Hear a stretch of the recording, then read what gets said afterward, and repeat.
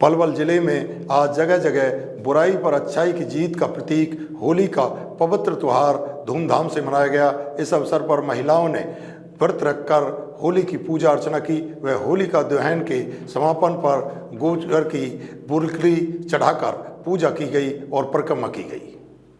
आज पलवल जिले में जगह जगह पर बुराई पर अच्छाई की जीत का प्रतीक होली के इस पवित्र पर्व पर सुबह से ही महिलाएं जहां मंदिरों में पूजा अर्चना के लिए पहुंचनी शुरू हो गई, वहीं होली का दहन स्थान पर जाकर होलिका की पूजा अर्चना की और परिक्रमा की। महिलाओं ने अपने हाथों में होलिका पर गाय के गोबर से बनी बुरकली व लकड़ी चढ़ाई। होलिका पर महिलाओं ने दूध, जल व गंगा जल चढ़ाकर सुख समृद्धि की कामना की। होली पर्व पर घरों में पकवान बनाया गया। जिले के हर गांव में और शहर में सभी महिलाओं ने होली का दहन स्थान पर जाकर पूजा की। वहीं मंदिर में होली का दहन स्थल पर पहुंची महिलाओं ने बताया कि भारत देश त्योहारों का देश है। यहाँ हर त्योहार को बड़े प्रेम और भाईचारे के साथ मनाया जाता है। दीपावली की तरह होली का पावन पर्व भी बुराई पर अच्छाई की जीत का प्रतीक माना जाता है। भक्त प्रहलाद की बुआ होलिका को वरदान था कि उसको अग्नि जला नहीं सकती।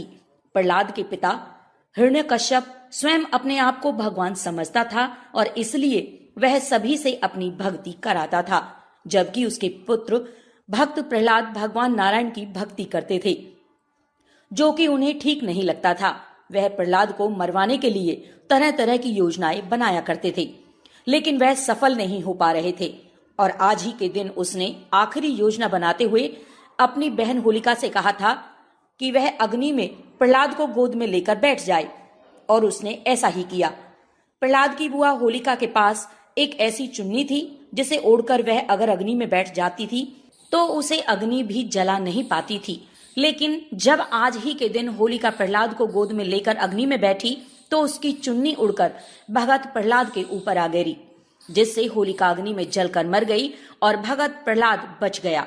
तभी से यह पर्व बुराई पर अच्छाई की जीत का प्रतीक के रूप में मनाया जाता है। इसलिए होली के पावन पर्व को सभी लोग एक दूसरे के गालों पर गुलाल लगाकर बड़े ही हर्षोल्लास और भाईचारे के साथ मनाते हैं और अपने से बड़ों के पैरों को छूकर उनका आशीर्वाद भी प्राप्त करते हैं। मेरा नाम अरुणा है। अरुणा जी, ये बताइए आज जो पूजन किया जा रहा है इसका महत्व क्या है? इसका महत्व ये है, ये साल भर पीछे आती है। जो लड़ाई झगड़े गिले शिकवे हैं वो सब आज के दिन खत्म हो जाने चाहिए।